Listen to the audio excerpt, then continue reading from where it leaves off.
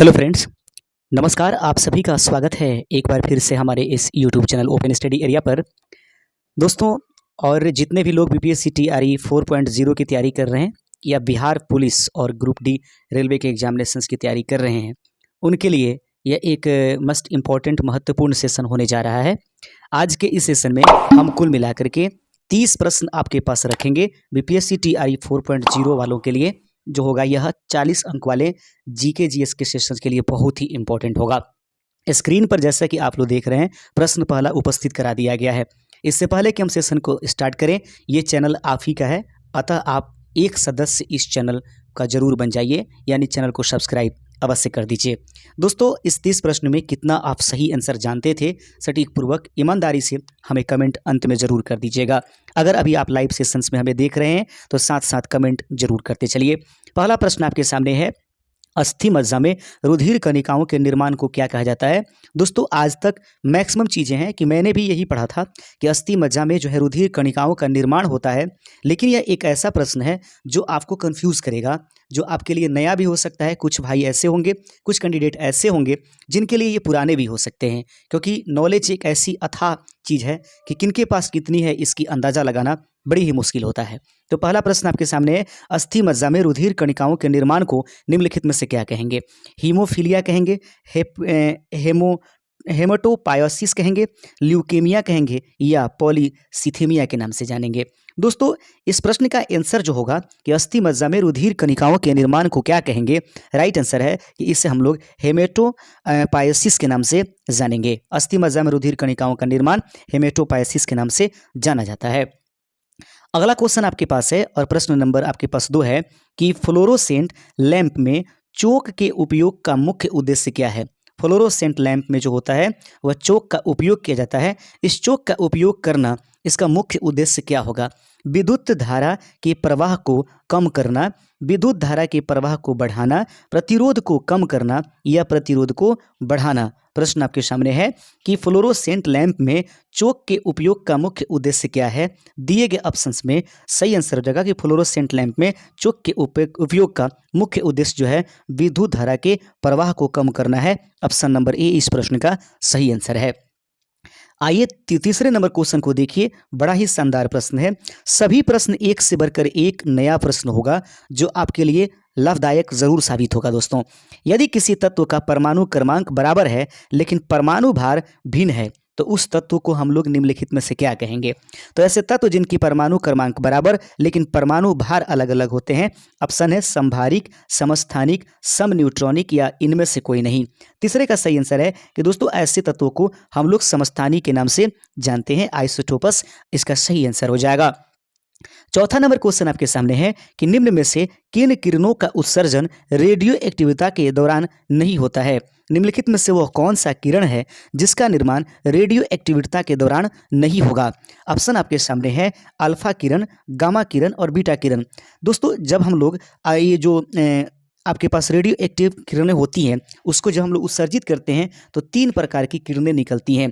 सबसे अधिक भेदन क्षमता गामा की होती है, अल्फा प्लस होती है, बीटा माइनस होती है। तो ये रेडियो एक्टिव से निकलती है, ये तीनों के तीनों। और जो नहीं निकलेगा यह कैथोड किरण है, क्योंकि दोस्तों यह कैथोड किरण जो है ना, वो कैथोड प्लेट से निकलती है। ऑप्शन नंबर डी इस प्रश्न का सही आंसर हो जाएगा। आइए देख लेते हैं 5वां नंबर क्वेश्चन है कि पीयूष ग्रंथि मानव शरीर के किस अंग में स्थित होती है। प्रश्न है कि पीयूष ग्रंथि हमारे मानव शरीर के किस अंग में स्थित होता है। मस्तिष्क में, हृदय में, यकृत में या फेफड़े में। 5वें का सही आंसर हो जाएगा कि पीयूष ग्रंथि जो है मानव शरीर के जिस अंग में स्थित होगा उसका नाम हो जाएगा यह मस्तिष्क में उपस्थित होता है।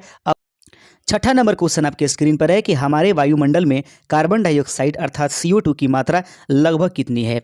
हमारे वायुमंडल में कार्बन डाइऑक्साइड अर्थात CO2 की मात्रा लगभग कितनी आंकी गई है। ऑप्शन है 0.3%, 0.03% या फिर आपके पास कहा जाए 0.3% या 30%। राइट आंसर हो जाएगा कि दिए गए क्वेश्चन का सही आंसर है 0.03% हमारे वायुमंडल में कार्बन डाइऑक्साइड की मात्रा है। 7वां नंबर क्वेश्चन आपकी स्क्रीन पर हम रख देते हैं और 7वें नंबर क्वेश्चन को गौर से देखिएगा। प्रश्न कहता है कि निम्नलिखित में से कौन सी गैस चूने के पानी को दूधिया कर देती है।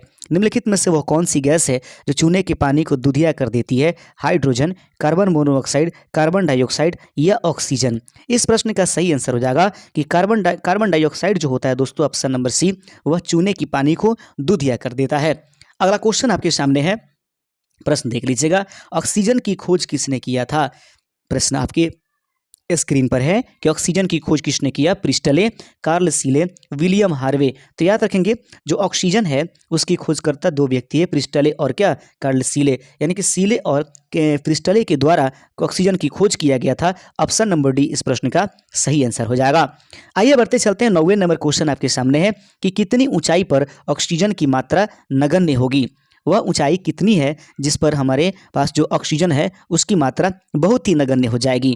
9वें प्रश्न का सही आंसर क्वेश्चन ऑप्शन है 50 किलोमीटर पर, 80 किलोमीटर पर, 100 किलोमीटर पर या फिर 120 किलोमीटर पर। वह ऊंचाई लगभग कितना है जिस पर ऑक्सीजन की मात्रा बिल्कुल ही नगण्य हो जाएगी।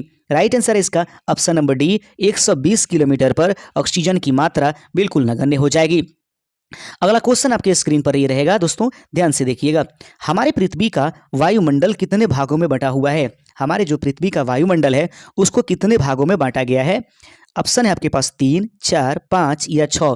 तो दोस्तों हमारे जो वायुमंडल है पृथ्वी का उसको हम लोग 5 भागों में बांटते हैं। ऑप्शन नंबर सी इस प्रश्न का सही आंसर हो जाएगा, जिससे हम लोग क्षोभ, समताप या फिर उसके बाद बहिर, आयन और उसके इस तरीके से कुल मिलाकर के 4 भागों में इसको हम लोग बांट देंगे, 5 भागों में। आगे बढ़ते चलते हैं। क्वेश्चन है कि निम्नलिखित में से कौन वायुमंडल की सबसे गर्म परत है। निम्नलिखित में से वो कौन है जो वायुमंडल की सबसे गर्म परत है। थर्मोस्फीयर, मेसोस्फीयर, आयनोस्फीयर या स्ट्रेटोस्फीयर। आपके पास इस बार अंग्रेजी में ऑप्शंस दे दिया गया है, तो याद रखेंगे निम्नलिखित में से कौन सी वायुमंडल की सबसे गर्म परत है दोस्तों। राइट आंसर हो जाएगा थर्मोस्फीयर जो होता है वायुमंडल की सबसे गर्म परत है। 12वां नंबर क्वेश्चन आपके सामने है। 12 नंबर प्रश्न को देखिएगा। प्रश्न कहता है वायुमंडल में उपस्थित सबसे हल्की गैस कौन सी है। तो सही आंसर है दोस्तों, हमारे वायुमंडल में उपस्थित रहने वाली सबसे हल्की गैस जो है वह हाइड्रोजन है। ऑप्शन नंबर ए इस प्रश्न का सही आंसर हो जाएगा। उम्मीद करते हैं कि आप भी इसके आंसर सही कर दिए होंगे। अगला क्वेश्चन देख लीजिएगा। प्रश्न कहता है कि निम्नलिखित में से कौन दुनिया की सबसे जहरीली गैस है। प्रश्न बहुत ही इंपॉर्टेंट है कि निम्नलिखित में से वह कौन सी गैस है जो दुनिया की सबसे जहरीली गैस के रूप में जानी जाती है। प्रश्न इसका ऑप्शन है मिथाइल आइसोसाइनेट, जिसको भोपाल त्रासदी कांड में इसका रिसाव हुआ था। क्या वो दुनिया की सबसे जहरीली गैस है, या उसके बाद ऑप्शन आपके सामने है जाई लाल ब्रोमाइड, उसके बाद कार्बन मोनोऑक्साइड या सल्फर डाइऑक्साइड। इस प्रश्न का दोस्तों सही आंसर है ऑप्शन नंबर 13 का ऑप्शन नंबर बी, जाई लाल ब्रोमाइड जो है वह दुनिया की सबसे जहरीली गैस के रूप में जानी जाती है।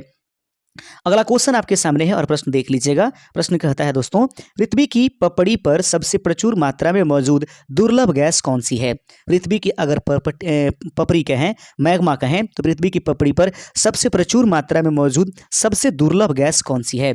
ऑप्शन है आर्गन, नियॉन, जिनॉन या फिर रेडॉन। दिए गए प्रश्न का सही आंसर है दोस्तों इसका ऑप्शन नंबर ए, पृथ्वी की पपड़ी पर सबसे प्रचुर मात्रा में मौजूद दुर्लभ गैस जो है वह आर्गन है। ऑप्शन नंबर ए इस प्रश्न का सही आंसर हो जाएगा। अगला क्वेश्चन देख लीजिएगा। प्रश्न कहता है कि पृथ्वी की सतह पर सर्वाधिक मात्रा में कौन सा तत्व पाया जाता है। पृथ्वी की सतह पर सर्वाधिक मात्रा में कौन सा तत्व पाया जाता है। हाइड्रोजन, ऑक्सीजन, नियॉन या आर्गन। 15 का सही आंसर है कि पृथ्वी की सतह पर अगर बात करें तो सबसे अधिक मात्रा में पाए जाने वाली तत्व जो है वो ऑक्सीजन है। ऑप्शन नंबर बी इस प्रश्न का सही आंसर है। आइए बढ़ते चलते हैं दोस्तों अगले नंबर क्वेश्चन की तरफ। प्रश्न कहता है 16 नंबर कि हमारी पृथ्वी में सबसे अधिक मात्रा में कौन सी धातु मौजूद है। हमारी पृथ्वी में अगर बात करें तो वह कौन सी धातु है जो सबसे अधिक मात्रा में मौजूद है। लोहा, एल्यूमिनियम, तांबा या जिंक। दिया गया ऑप्शन आपके सामने उपस्थित करा दिया गया है कि हमारी पृथ्वी में सबसे अधिक मात्रा में कौन सी धातु मौजूद है। 16वें नंबर प्रश्न का सही आंसर है कि धातु के रूप में एल्यूमिनियम हमारे पृथ्वी पर सबसे अधिक मात्रा में मौजूद है। आइए बढ़ते चलते 17 नंबर क्वेश्चन। निम्नलिखित में से कौन एक जैविक अम्ल है? निम्नलिखित में से किसे आप एक जैविक अम्ल के रूप में मानेंगे? ऑप्शंस आपके सामने है। कार्बनिक अम्ल, नाइट्रिक अम्ल, सल्फ्यूरिक अम्ल या ऑक्जेलिक अम्ल। दिए गए प्रश्न का सही आंसर हो जाएगा कि निम्नलिखित में से जो एक जैविक अम्ल है उसका नाम ऑक्जेलिक अम्ल है। ऑक्जेलिक अम्ल दोस्तों एक प्रकार की जैविक अम्ल के रूप में जाना जाता है। अगला क्वेश्चन देख लीजिएगा। प्रश्न है कि हमारे मुंह के पार्श्व भाग में स्थित टॉन्सिल का मुख्य कार्य क्या है?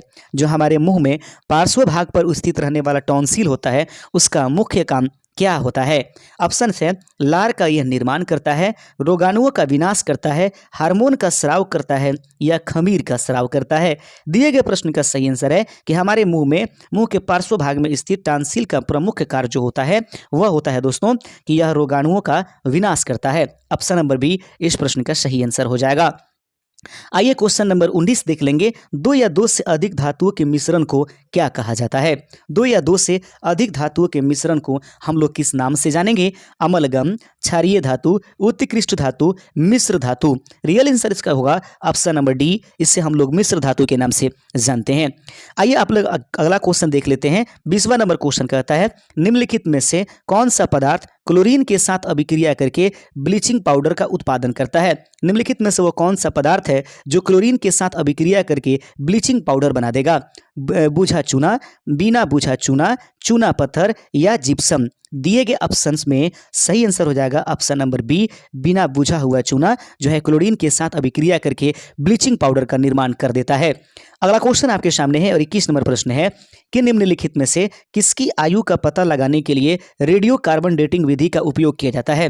निम्नलिखित में से किसकी आयु का पता लगाने के लिए रेडियो कार्बन डेटिंग विधि का प्रयोग करेंगे? भवनों के निर्माण, जीवाश्म की आयु, पत्थर की या फिर शिशुओं की। राइट आंसर हो जाएगा 21 नंबर प्रश्न का right answer option number B हो जाएगा कि निम्नलिखित में से वह जीवाश्म ईंधन की आयु ज्ञात करने के लिए कार्बन डेटिंग विधि C14 का प्रयोग किया जाता है। अगला क्वेश्चन आपके सामने है कि यदि लाल रंग और हरे रंग को आपस में मिला दिया जाए तो कौन सा रंग बनेगा? यदि हम लोग लाल रंग को और हरे रंग को आपस में मिला देते हैं तो निम्नलिखित में से किस रंग का निर्माण हो जाएगा? ऑप्शन है पीला रंग बन जाएगा, लाल बन जाएगा, सफेद बन जाएगा या मैजेंटा बन जाएगा। दिए गए प्रश्न का 22वें का सही आंसर है कि लाल रंग को हरे रंग से मिला देने पर दोस्तों ऑप्शन नंबर ए यह पीले रंग का निर्माण कर लेता है। आगे क्वेश्चन आपके सामने है 23वां नंबर क्वेश्चन कहता है पशुओं में किसके कारण खुरपक्का और मुंहपक्का रोग होता है? पशुओं में किसके कारण से खुरपक्का और मुंहपक्का रोग होता है? जीवाणु, प्रोटोजोआ, विषाणु या कीट। ऑप्शन आपके सामने है कि पशुओं में किसके कारण से खुरपक्का और मुंहपक्का रोग होता है? 23वें का सही आंसर हो जाएगा ऑप्शन नंबर सी। पशुओं में किसके कारण से खुरपक्का और मुंहपक्का रोग होता है? राइट आंसर हो जाएगा ऑप्शन नंबर सी, विषाणुओं की वजह से होता है।